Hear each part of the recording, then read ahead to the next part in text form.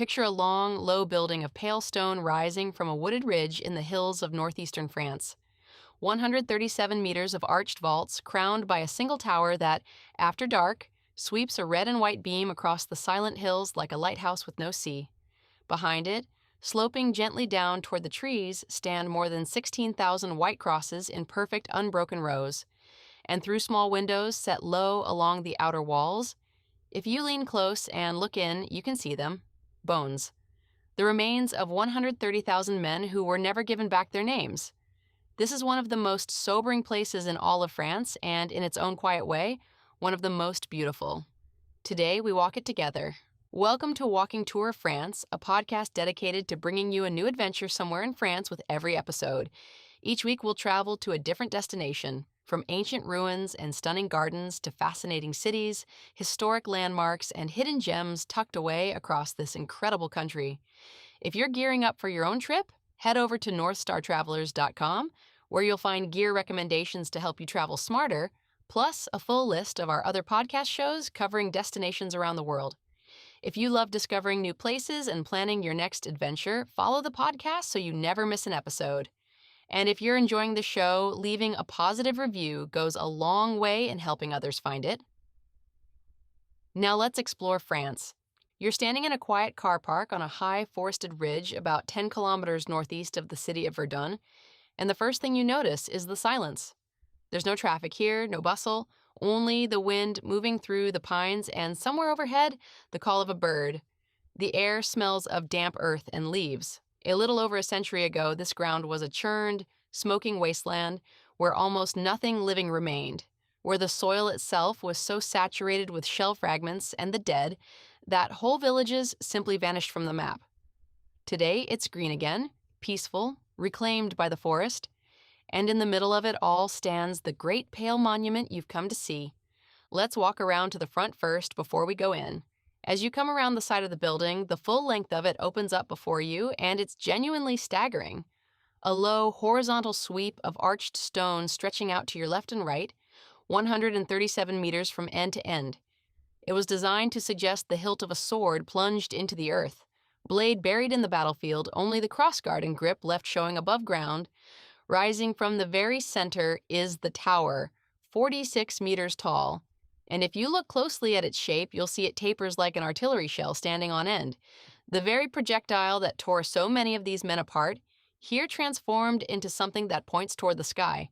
That height is no accident. 46 meters, 1 meter for each of the 46 sectors of the battlefield that surrounds you.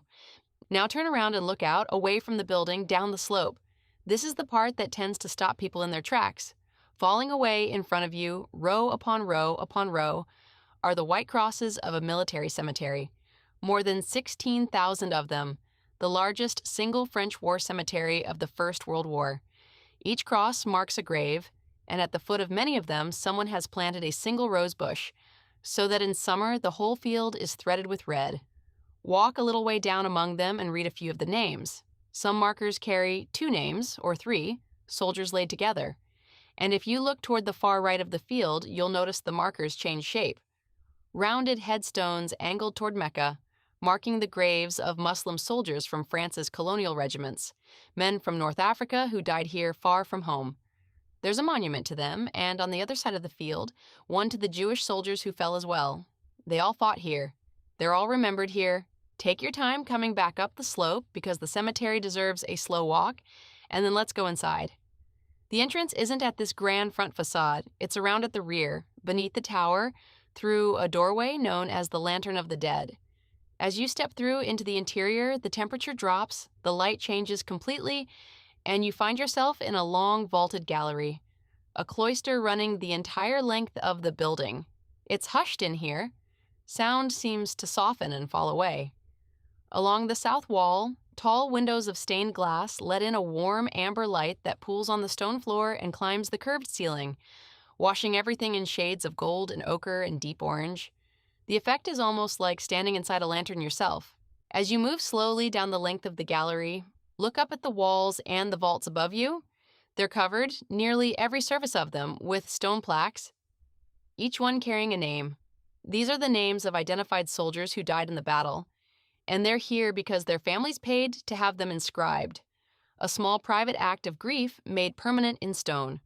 Run your eye across them as you walk, and the sheer number begins to register, name after name after name, and you realize that every one of these was a person, a son, a husband, a brother, who walked into these hills and did not walk out. Set into the floor and along the gallery are 16 tombstones marking the apses and bays, and overhead the vault is divided to echo those 46 sectors of the front. At each end of the cloister, a flame burns, kept always alight. Keep walking, and now turn your attention to the opposite wall, the north side, away from the colored windows. Here the wall is broken by a series of small, low openings, narrow windows of plain glass set close to the ground. This is the moment many visitors come for, and I'll be honest with you about what you'll see, because it's worth being ready for it. Lean down and look through one of these windows.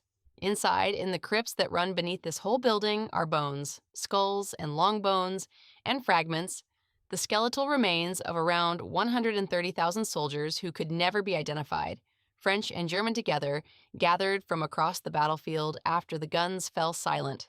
They were enemies in life.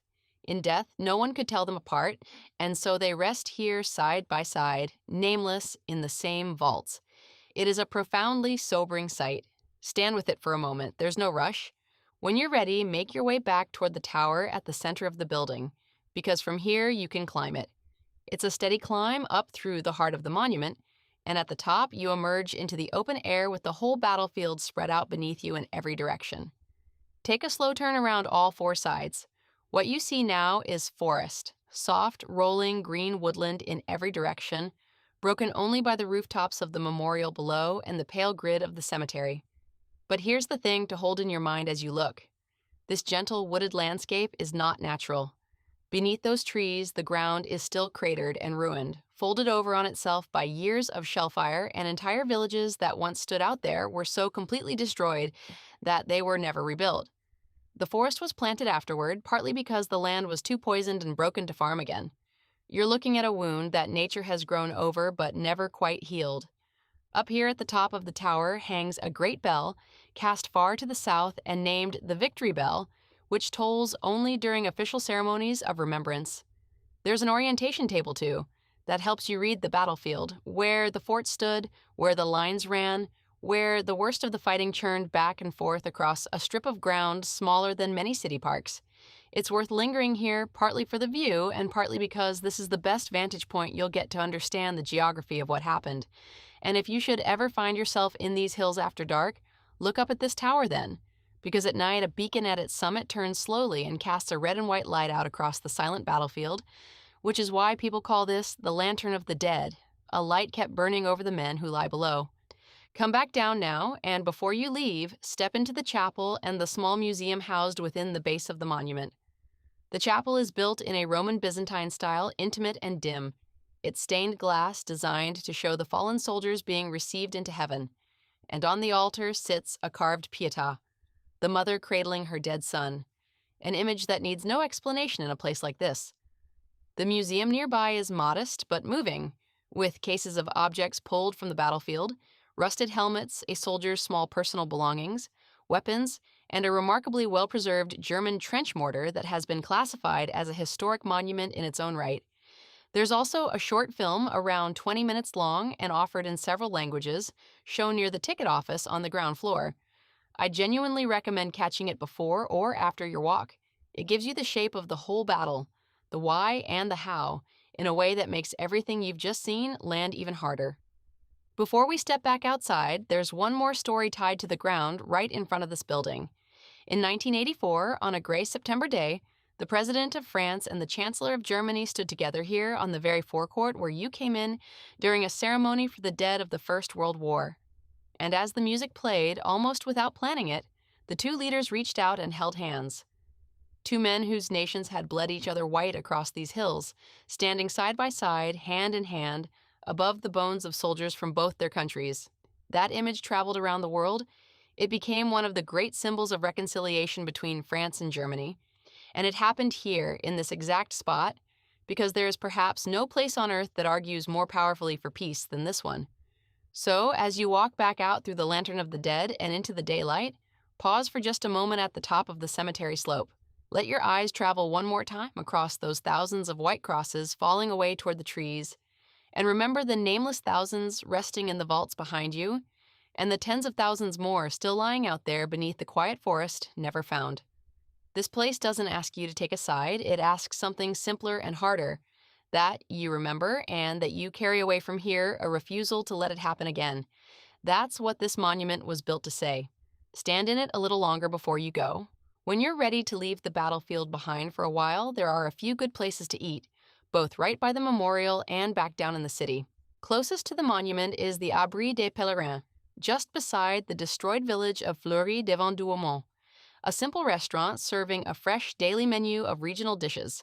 It began long ago as a place for grieving families visiting the graves, and it's run today by an association that employs members of the local community. Down in the city of Verdun, La Cantine des Poilus is a warm, atmospheric spot themed around the First World War soldiers, with hearty French cooking and a small museum tucked inside.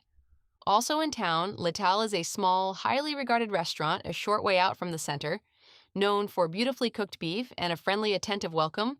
Reservations are a good idea, as it fills up fast. And if you have more time in the area, the battlefield around you is dense with places worth seeing, all within a short drive. Just down the road is the Mémorial de Verdun, an outstanding modern museum built on the site of the vanished village of Fleury, which tells the story of the battle from both the French and German sides with immersive depth. It's widely considered the single best place to understand what happened here. Nearby stands Fort Douaumont, the massive armored fortress whose capture and recapture became the symbolic prize of the battle. You can walk its cold, dripping underground corridors and climb onto its shell-pocked roof. A little further on is Fort Vaux, smaller but every bit as harrowing, remembered for the desperate siege in which its defenders fought on without water and sent out their last messages by carrier pigeon. The ruined village of Fleury devant Douaumont itself is worth a slow walk. One of 9 villages destroyed here and never rebuilt, now marked only by grassy mounds, a small chapel, and signs showing where the homes and shops once stood. And don't miss the Bayonet Trench, a strange and haunting memorial covering a section of trench where, according to legend, a group of French soldiers was buried alive by shell fire with only the tips of their bayonets left showing above the ground. Back in the town of Verdun itself, the underground citadel offers a different angle on the war, carrying you on a small, automated car through tunnels dug beneath the old fortress, recreating the daily life of the soldiers who sheltered there. That brings us to the end of today's episode. Before you go, a few quick things. Subscribe so you never miss a destination, leave us a positive review to help others find the show, and share this episode with someone who loves exploring France. And if you're hungry for more adventures beyond France, visit northstartravelers.com to explore our other podcast shows and browse gear recommendations for wherever your next journey takes you. Your support means the world and keeps these adventures coming. Thanks for joining us, and we'll see you on the next walk.